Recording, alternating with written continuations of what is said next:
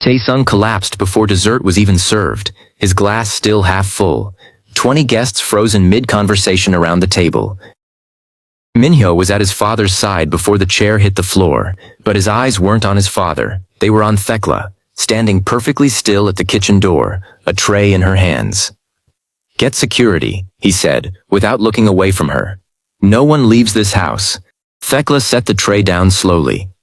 "If you think I did this," she said, "you're about to let the person who actually did it walk straight out your front gate." Minho hesitated, torn between 7 years of instinct and the one thing his instinct had never once been trained to consider, that this time he might be wrong. The dining room dissolved into controlled chaos. 2 security guards moved the guests toward the far wall, while a third sealed the main entrance. Tae-sung's personal physician, already summoned by an aide before anyone had time to think clearly, pushed through the crowd and knelt beside him, checking his pulse with hands that had done this exact motion 7 years earlier in this exact house. "He's breathing," Dr. Suk said. "Slow, but steady. I need to know what he ate in the last hour." "Everything on that table," Minho said, "came from her kitchen." "Everything on that table," Thecla corrected, "came from ingredients I personally verified before service. If something reached him anyway, it didn't come from anything I approved." Minho crossed the room in 3 strides, close enough now that she could see he wasn't performing anger. He was afraid, the particular fear of a man watching a nightmare repeat itself in real time. 7 years ago, he said, low enough that only she could hear it. "Someone I trusted did exactly this. I watched my father collapse at his own table because I let the wrong person into this kitchen." He picked up a small spice tin from the sideboard, turning it between 2 fingers. "So tell me exactly how you knew where to look tonight, because the only people who'd know where to look are the ones who put it there." Thecla met his eyes without flinching. "Or the ones trained to find it." She reached into her apron pocket and produced a folded slip of paper, holding it out to him. "I flagged an irregularity in this week's supplier manifest 4 days ago. I reported it to your father directly, in writing, because I didn't trust it would reach you the way it needed to. If you check his study, you'll find my note still sitting on his desk, unread." Minho didn't take the paper. His attention had already shifted toward the front hallway, toward a man standing near the door in a dark overcoat, watching the commotion with an expression that didn't quite match the concern on every other face in the room. Jae-hyun. Across the room, one of the guests, a business partner of Tae-sung's who had traveled from Daegu for tonight's dinner, was already reaching for his phone, murmuring something about calling ahead to the hospital his own family used. Minho crossed to him quickly, keeping his voice low but firm. "Please, no calls yet. I need everyone in this room for a few more minutes, and I'd rather this stay contained until we understand what happened." "Your father just collapsed at the table," the man said, incredulous. "What exactly is there to understand?" "Whether it happens again to someone else in this room," Minho said, and something in his tone ended the conversation before it could continue. The paramedics arrived within minutes, working with the efficiency of a team that had clearly been briefed in advance on exactly which household this call was coming from. Tae-sung was conscious by the time they lifted him onto the stretcher, disoriented but breathing evenly, his eyes finding his son's face and holding there. "I'm fine," he said, his voice thin. "Don't do anything reckless while I'm gone." Minho said nothing. He watched the stretcher disappear through the front doors, watched the ambulance pull away down the long gravel drive, and stood in the sudden emptiness of a house that had, 20 minutes earlier, been full of laughter and expensive wine and none of this. Thecla was still standing exactly where she'd been when it started, the folded paper still extended toward him. "Take it," she said, "or don't. But somewhere in the next hour, you're going to need to decide whether you're chasing the person responsible or chasing me, because you don't have time to do both." Minho finally took the paper from her hand. 3 weeks earlier, Tae-sung had sat behind his study desk reading the 9th application the agency had sent that month, a folder considerably thicker than the others that had come before it. Certifications, references, a letter from a diplomatic kitchen in Lagos describing in careful bureaucratic language an incident involving contaminated shellfish that Thecla had identified and traced to its source within 18 hours, preventing what could have been a significant public health crisis during a state visit. He looked up when his butler knocked. "The applicant is here, sir." "Send her in." The Ellie entered wearing a simple dark blazer, no jewelry, carrying herself with the particular composure of someone who had learned, a long time ago, that competence spoke louder than confidence ever could. "Good afternoon, sir. Thank you for the opportunity. Please, sit." Tae-sung gestured to the chair across from him, studying her for a moment before continuing. "I should tell you something before we go any further, so you understand exactly what you'd be walking into. I read the listing carefully, sir. It mentions supply chain security specifically, not just meal preparation. I assumed there was a reason for that specification." "There is." Tae-sung folded his hands on the desk. 7 years ago, someone attempted to poison me in this house.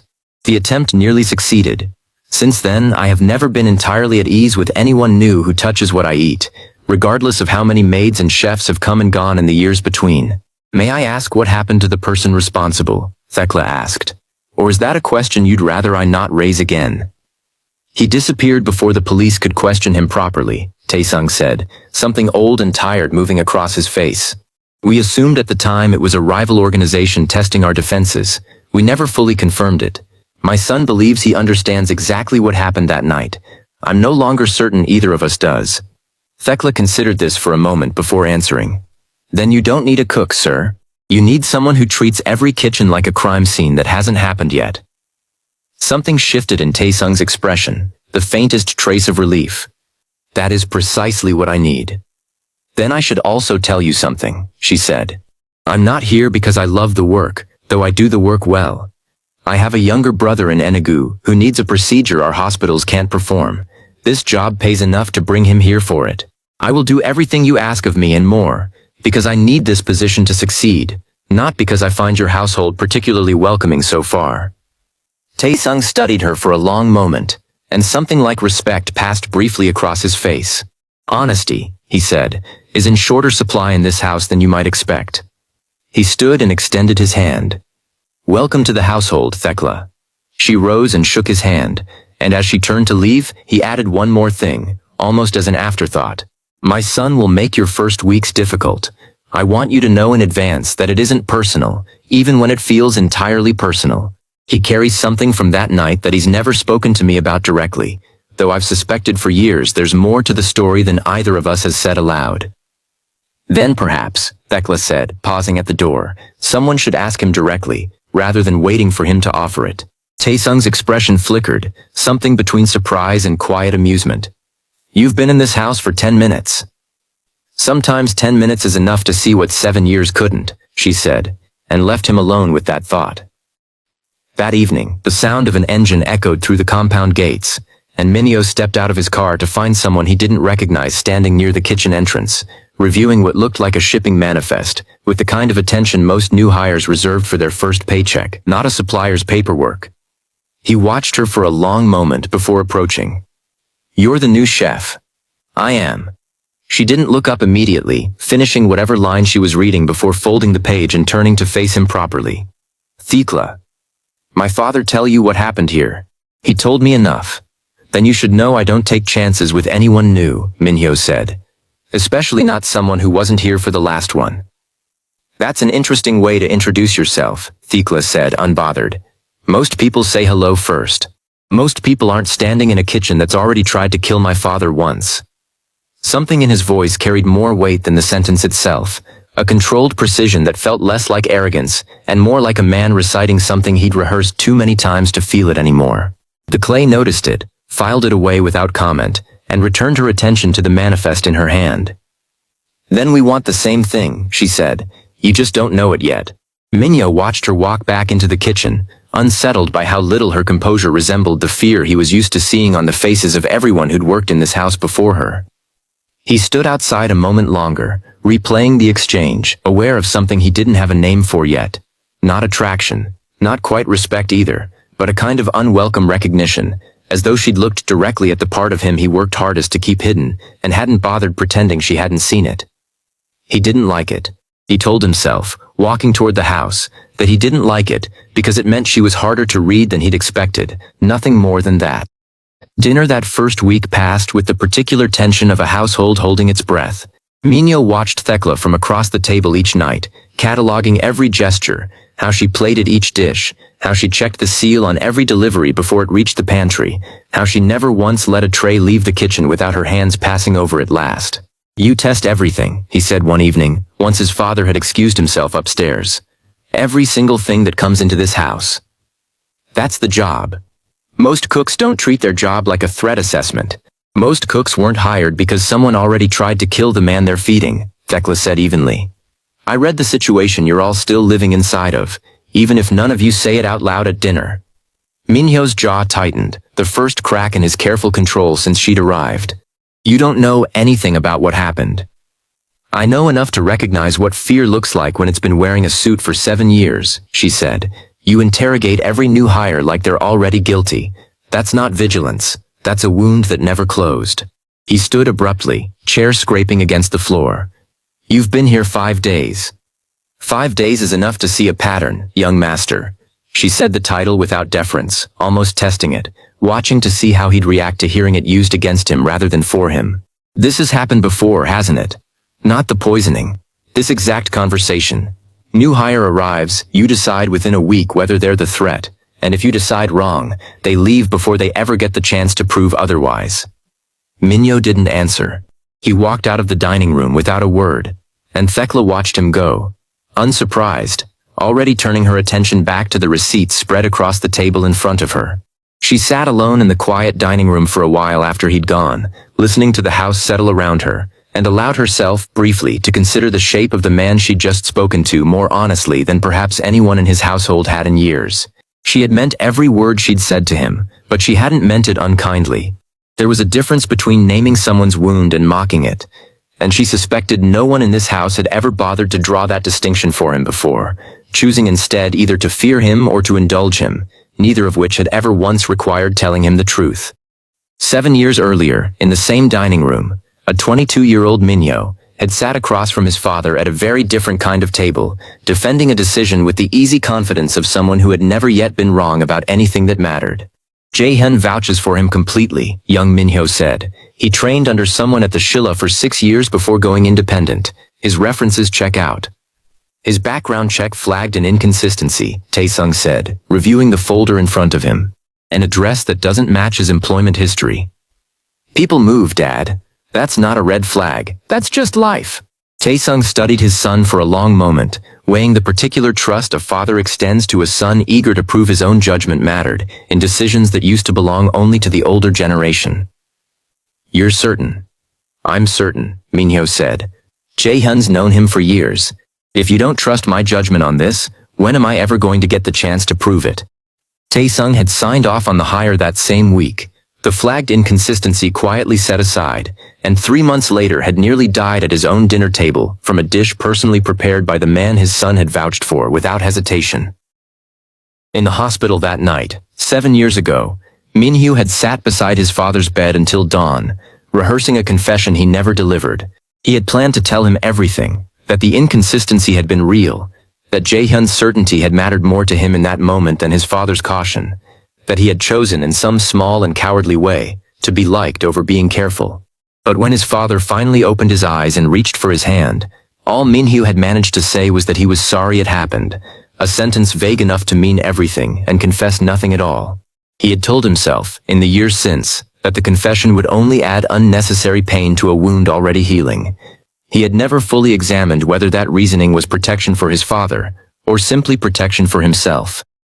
Back in the present, Minho stood at his bedroom window that same night, watching the kitchen lights below where Thecla was still working long after everyone else had gone to sleep. He thought of the flagged inconsistency he'd waved off 7 years ago. The particular arrogance of believing his own certainty outweighed evidence sitting directly in front of him. He had never told his father the full truth of that night, that it wasn't simply Jae-hyun's recommendation that convinced him, but his own refusal to appear cautious in front of a friend he badly wanted to impress. The background check had flagged something real. He had chosen not to see it, because seeing it would have meant admitting he wasn't yet ready for the trust his father had extended him. He'd spent 7 years turning that guilt into vigilance, treating every new hire the way he should have treated the first one, as though enough suspicion applied retroactively might somehow undo what his overconfidence had already cost his father's health, his sense of safety in his own home, the quiet years of caution that followed. Watching Thecla work below, Methodical and unhurried even at midnight, he felt something shift slightly out of place. Not trust, not yet, but the first uncomfortable acknowledgement that her thoroughness looked nothing like the carelessness that had nearly killed his father the first time. By the second week, Thecla had expanded her attention beyond the kitchen itself, tracing every supplier the household used back through invoices, delivery logs, and customs paperwork that most chefs would never think to request. She found the household's shipping records surprisingly accessible, routed through the same import channels the family's legitimate business used at the Incheon docks, a detail that struck her as either convenient or deliberately unexamined. She raised it with one of the household's longtime staff members over tea one afternoon. Has anyone ever cross-referenced the kitchen's suppliers against the shipping company's own manifests? The older woman, who had worked in the house for over a decade, shook her head slowly. No one's ever asked that question before, dear. Not since. She stopped herself, glancing toward the door out of old habit. Since 7 years ago, Thecla finished.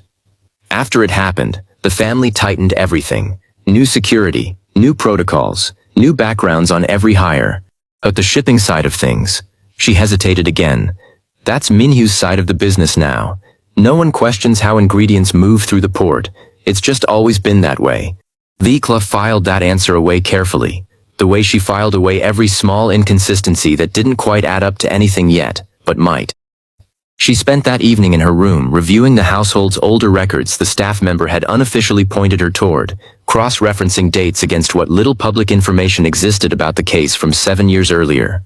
Most of it had never been reported publicly at all, the family's influence apparently sufficient to keep the incident contained to whispers among domestic staff rather than headlines. She found that detail almost as troubling as the poisoning itself. A family capable of erasing an attempted murder from public record was a family whose protection extended only as far as their own interests required it, and she wasn't yet certain which side of that protection she currently stood on. She thought of her brother in Enugu, of the careful budget she'd built around this position, of how quickly all of it could unravel if she pushed too hard against a household this practiced at controlling its own narrative. But she thought too of the flagged inconsistency Tae-sung had mentioned during her interview, the son who carried something from that night he'd never spoken aloud, and found she couldn't quite make herself stop looking, even knowing the risk it carried. 2 days later, she found what she'd been looking for buried in a stack of supplier manifests, a delivery of imported spices listed under a company name she didn't recognize, with no prior order history anywhere in the household's 7 years of records. Every other supplier had a pattern, consistent monthly orders, predictable seasonal adjustments. This one had appeared exactly once, 3 weeks earlier, the same week she'd arrived. She photographed the manifest and made a call to a contact at the Port Authority, a customs officer named Han Ji-won, whom she'd met during her first week in Incheon, while verifying import certifications for another supplier entirely. I need an unofficial favor, she told him over the phone. A company name that shouldn't exist in a household's records. Can you tell me who actually owns it? That depends entirely on how unofficial you need this to stay, Han said. As unofficial as it can possibly stay, she said. I'd rather not explain to my employer why I'm asking questions I can't yet answer. There was a pause on the line, the particular hesitation of someone weighing a favor against a risk. Send me what you have. I'll see what I can find for you. He called back 2 nights later than she expected, his voice quieter than their first conversation. The company's registered to a holding entity out of Gimpo, nothing illegal on paper, which usually means someone competent set it up rather than someone careless. But the registration date is recent, 3 weeks, maybe less. The same week I arrived, Thecla said. Could be coincidence. Could be, she agreed. But you didn't call me at 11 at night to tell me about a coincidence. Han was quiet for a moment. There's a secondary name attached to the filing, not the primary owner, just someone listed as a contact for logistics questions. I recognized it because it's come up in an unrelated matter I worked last year, a shipment dispute at the docks. Whose name? I'd rather show you than say it over the phone, Han said. Meet me tomorrow, if you can get away without anyone noticing. Thecla agreed, and hung up the phone feeling the particular unease of a person standing at the edge of an answer she wasn't certain she wanted, but needed regardless. Minho found her at the kitchen table 2 nights later, surrounded by manifests and shipping logs she clearly hadn't been given official permission to access, and something in him went cold and sharp all at once. What exactly are you doing? Thecla didn't look up immediately, finishing the line she was reading before setting the page down. My job. Your job is to cook, not to go through my family's shipping records without asking anyone. Your family's shipping records, she said evenly, are how a poisoning almost happened once already, and how something is happening again right now, whether you're willing to see it or not. Minho's jaw tightened. The same controlled fury she'd seen flicker across his face once before, quickly buried beneath layers of composure that had clearly taken years to perfect.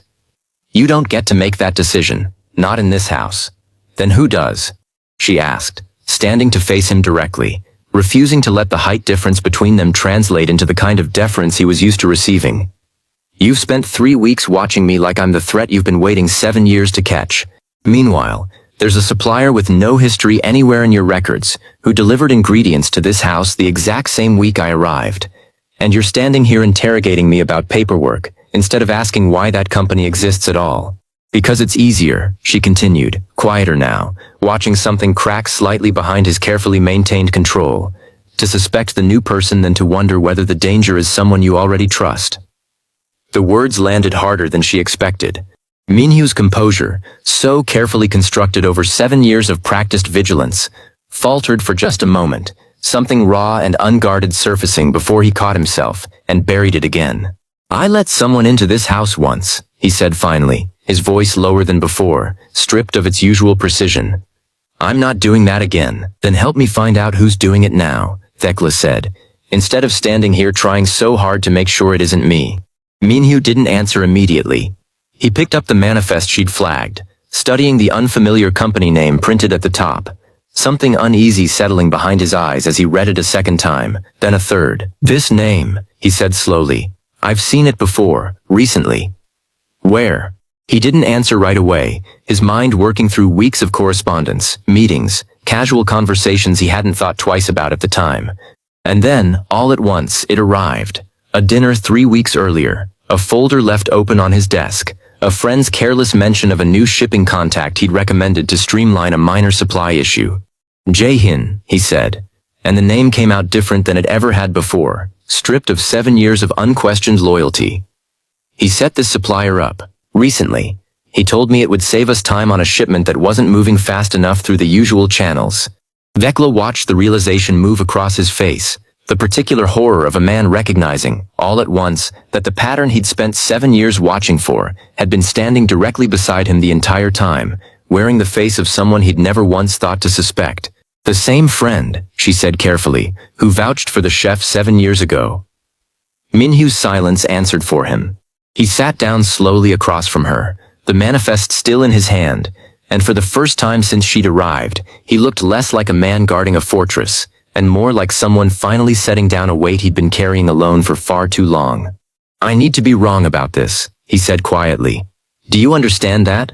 I need there to be some explanation that isn't the one sitting in front of us right now. I understand, Thecla said, but wanting to be wrong isn't the same as being wrong. You already know that better than anyone else standing in this house tonight. He didn't argue with her. That, more than anything he'd said all night, told her exactly how far he'd already traveled from the man who'd interrogated her on her first evening in this house, suspicious of every word she offered. His phone buzzed against the table before either of them could say anything else. An alert from the household's medical monitoring system his father had reluctantly agreed to wear after a recent, unexplained bout of dizziness that Dr. Co had been quietly investigating for weeks, separate from anything either of them yet understood was connected to tonight. Minho read the message, and whatever color remained in his face drained away completely. My father's numbers just spiked, he said, right now, during dinner. Thecla was already moving toward the dining room, years of trained instinct overriding every ounce of the suspicion that had defined her first 3 weeks in this house. Then whatever's happening, she said, it's happening tonight, and it has nothing to do with whether you trust me. Behind them, near the front entrance, a car pulled slowly into the compound, headlights sweeping briefly across the windows before going dark. Jae-hin, arriving early for a dinner invitation Minho didn't remember extending, and didn't yet understand he was about to regret ever having accepted the friendship that made tonight possible in the first place. Thecla glanced toward the window, then back at Minho, watching him register exactly who had just arrived.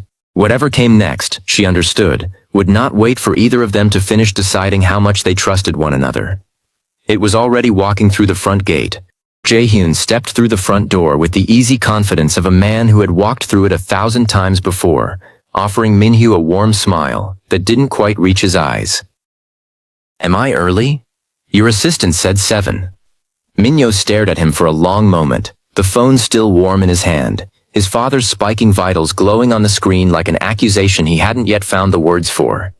"You're exactly on time," Minho said carefully. "Come in." Thecla caught his eye briefly as Jae-hyun crossed the entryway, a silent understanding passing between them. "Say nothing yet, watch everything. Let him believe tonight was ordinary for as long as possible." She excused herself toward the kitchen, though her attention stayed fixed on the dining room even as she moved, cataloging every dish already prepared for tonight's dinner against every ingredient she'd personally verified that afternoon.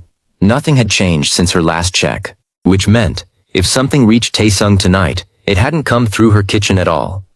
Dinner proceeded with the strained normalcy of a household performing calm it didn't feel. Tae-sung arrived at the table looking paler than usual, though he waved off Minho's concern with the particular stubbornness of a man unwilling to let illness dictate his evening. "I'm simply tired," he said. "Sit down, both of you. Jae-hyun, it's been too long." "Far too long," Jae-hyun agreed, settling into his seat with practiced ease. "I hear the new chef has been keeping this house running like a fortress. Half the port's talking about how careful your supplier vetting has gotten lately." Something flickered behind Minho's eyes. "Is that so?" "Small world," Jae-hyun said, waving a hand. "You know how the docs talk." Thecla entered a moment later, carrying the evening's first course herself, rather than sending it out with the usual staff, her attention moving briefly, deliberately, across every face at the table before she set the dish down. 20 guests. Idle conversation. The particular performance of a family pretending everything was ordinary, while 2 of the people at that table already suspected it wasn't. Tae-sung reached for his water glass, and Minho watched him do it with an attention that had nothing to do with etiquette. He collapsed before dessert was even served, his glass still half full, 20 guests frozen mid-conversation around the table. Minho was at his father's side before the chair hit the floor, his eyes finding Thecla at the kitchen door, before he'd even fully processed what had happened. Everything that followed moved exactly as it had the first time Thecla had described it to him 3 weeks in the future, the story circling back to swallow its own beginning, the accusation, the folded note, Dr. Seo's hands working with practiced urgency, the stretcher disappearing down the gravel drive into the dark. But this time, Minho understood something he hadn't understood standing at that same threshold weeks earlier, when this moment had still been ahead of him instead of behind. He understood that the man responsible wasn't standing in his kitchen wearing an apron. He was standing 3 feet away, in a dark overcoat, his face arranged into an expression of concern that didn't quite reach his eyes. "We need to get everyone out of this house," Minho said quietly. "Except the people who might actually know what happened tonight." Jae-hyun's expression didn't change. "Of course, whatever you need, that's exactly what I need," Minho said. "You, my study, now." At the hospital an hour later, Dr. Seo met Minho in a quiet corridor away from the waiting room, his expression carrying the particular weight of a man about to deliver news that complicated an already complicated night. "Your father's stable," he said first, before Minho's face could fully collapse under the fear he'd been holding since the dining room. "Whatever was in tonight's dinner triggered a reaction, but not a lethal one. We caught it early enough." "Then what aren't you telling me?" Minho said, reading the hesitation in the doctor's posture immediately. Dr. Seo glanced down the empty corridor before continuing, lowering his voice. 3 weeks ago, before your new chef arrived, I ran a routine panel on your father as part of his annual physical. I found elevated markers I couldn't immediately explain, consistent with long-term low-dose exposure to a compound I haven't been able to fully identify yet. Not tonight's poisoning. Something older, slower. The corridor seemed to narrow around Minho, the walls pressing closer with every word. "How long?" he said. "How long has someone been doing this?" "Months, possibly," Dr. Seo said. "I didn't want to alarm your father before I understood what we were dealing with.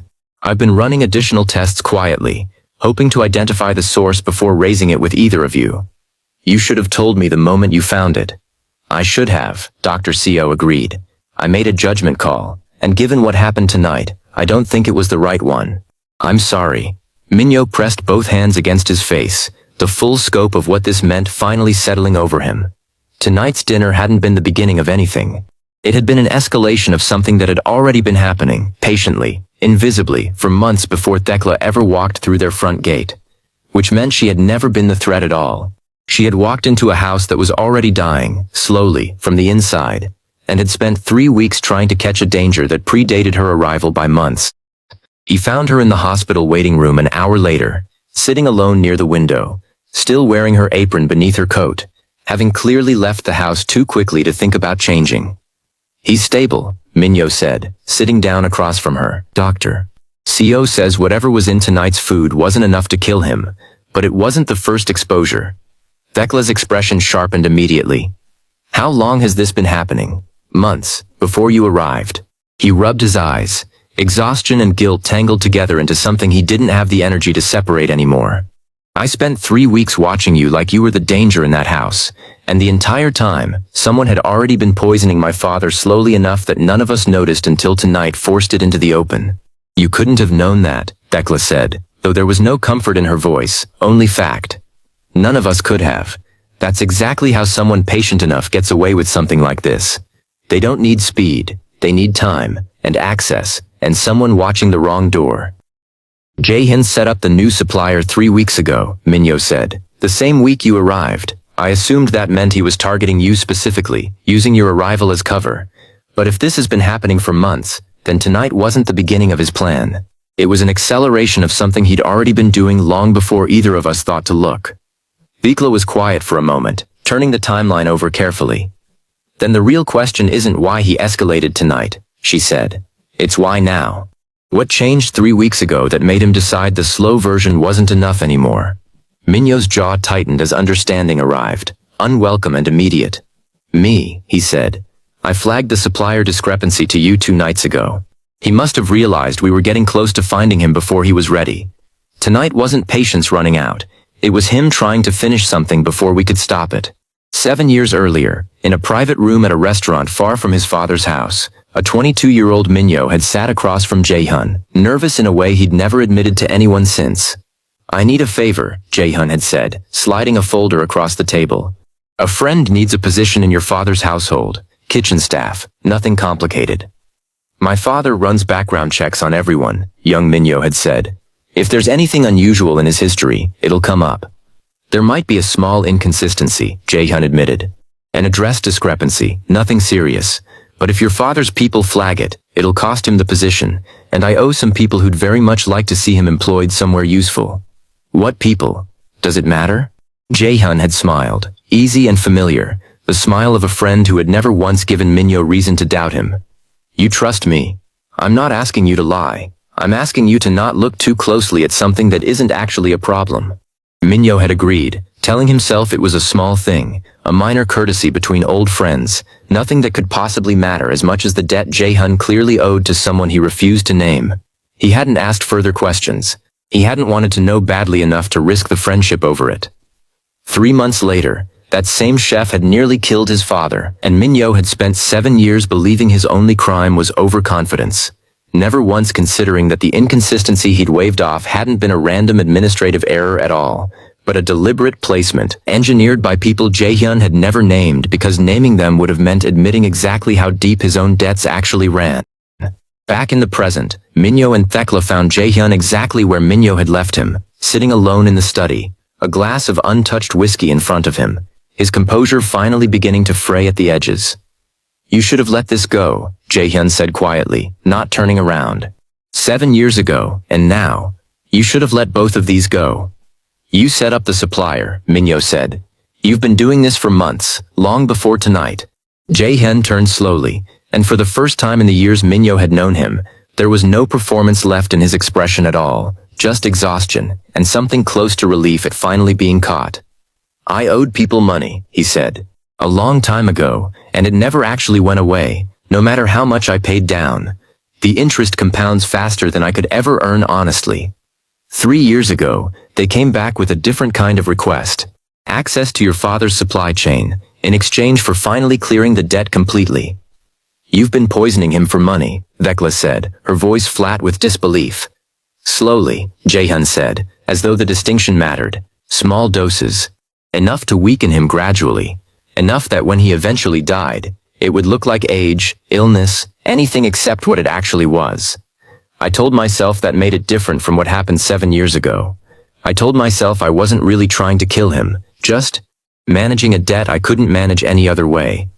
And tonight, Minho said, his voice dangerously quiet, when you realized we were close to finding you, you decided to finish it before we could. Jae-hyun didn't deny it. I panicked, he said. I've spent 7 years terrified someone would eventually connect what happened then to what I've been doing now. When your chef started asking questions at the port, I knew it was only a matter of time. Minho's phone buzzed against his hip, an incoming message lighting the screen, and Jae-hyun's eyes flicked toward it with sudden, sharp attention. Don't, Jae-hyun said quietly, something like fear entering his voice for the first time all night. Please don't answer that. Minho looked down at the screen, an unfamiliar number, a single message. Your friend was supposed to finish tonight. Since he didn't, we'll be discussing this arrangement directly with your family instead. Expect us soon. The color drained from Jae-hyun's face as he read it over Minho's shoulder. That's them, he said. The people I owe. They said if I couldn't finish this quietly, they'd handle it themselves. Thecla's expression went carefully still, the particular stillness of someone recalculating every assumption she'd built over the last 3 weeks. Then this was never just about you, she said. You were never the source. You were the access point. I was trying to protect my family, Jae-hyun said, his voice cracking. I thought if I just did what they asked, eventually the debt would be paid, and it would be over. I never thought it would go this far. I never thought I'd still be sitting here 7 years later, doing the same thing to the same family, telling myself the same lie. Minho stared down at the message on his phone, understanding with sudden terrible clarity that exposing Jae-hyun hadn't ended anything. It had simply revealed how much further the danger actually extended, beyond one guilty friend, beyond one household's private tragedy, into something organized enough to send a threat this precise the moment their plan failed. They moved Jae-hyun into protective custody within the hour, Han Ji-won arriving personally to oversee the transfer once Minho called him directly, the customs officer's unofficial help finally becoming very official indeed. Jae-hyun didn't resist. If anything, he seemed almost relieved to finally be caught, the exhaustion of 7 years of quiet complicity finally allowed to show on his face without having to perform confidence he no longer felt. Minho sat with his father in the hospital room until well past midnight, Tae-sung awake now, alert enough to have already been told most of what happened, though not yet all of it. There's something I never told you, Minho said quietly, sitting beside the bed. About 7 years ago. About the chef. Tae-sung watched his son carefully, saying nothing, giving him the space to finish. The background check flagged something real, Minho said. An inconsistency. I knew about it. Jae-hyun asked me not to look too closely, and I agreed, because I wanted you to trust my judgment, and because I didn't want to lose his friendship over something that felt small at the time. I've spent 7 years telling myself I made an honest mistake. I didn't. I made a choice, and I never told you the truth about it because I was afraid of what it would mean if you knew. Tae-sung was quiet for a long moment, studying his son's face with the particular patience of a man who had waited a very long time to hear this exact confession. I've suspected for years there was more to that story, he said finally. I never pushed, because I think some part of me was afraid of the answer too. Thank you for telling me now, even 7 years late. I'm sorry, Minho said, his voice breaking. For all of it, for tonight. For not seeing what was happening until it nearly cost you everything twice. You saw it in time, Tae-sung said. Both times, in the end. That has to count for something. Thecla found Minho in the hospital corridor near dawn, the two of them the only people left awake in a building finally settling into quiet. He's asleep, Minho said, before she could ask. For real, this time. Not sedated. Just tired. That's a good sign, doctor. CO says the exposure was caught early enough that recovery is likely, once we identify exactly what compound was used and how long it's been building up. Minho leaned against the wall, exhaustion finally catching up to him fully now that the immediate danger had passed. Thank you, he said. For 3 weeks of putting up with everything I put you through, and for not letting any of it stop you from finding what actually mattered. I wasn't doing it for you, Thecla said, though there was no unkindness in it. I was doing my job. Protecting the people in that house was always the point, whether you trusted me or not. I know, he said, that's exactly why I'm thanking you. Something passed between them, quiet and unhurried, neither of them ready yet to name it as anything more than the beginning of trust finally earned rather than assumed. 3 days later, with Jae-hyun in custody and Tae-sung recovering steadily under Dr.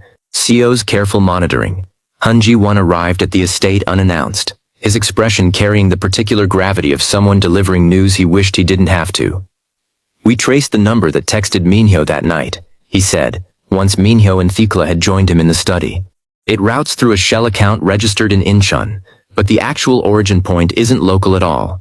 It connects to a shipping network that runs through 3 other ports along the coast, all of them owned, on paper, by companies with no obvious relationship to each other. But, Thecla said, watching his face carefully, but every one of those companies has filed cargo through the same customs broker at some point in the last 2 years, Han said. A broker who, as of this morning, has stopped answering calls entirely. Minho felt something cold settle in his chest, the particular dread of a threat that had just proven itself larger than anyone in that room had been prepared for. Jae-hyun wasn't working alone, he said slowly. He was one access point in something considerably bigger, Han nodded grimly. And whoever's running it just found out their access point failed. Their debt collector is in custody, and the family they were quietly poisoning for months just started asking exactly the right questions. Thecla looked toward the window, toward the gates that had, 3 weeks ago, felt like the edge of a household in mourning, now feeling instead like the edge of something considerably larger just beginning to notice they existed. Then this isn't over, she said quietly. No, Minho said, watching the same gates, already calculating every version of what came next. I don't think it ever was.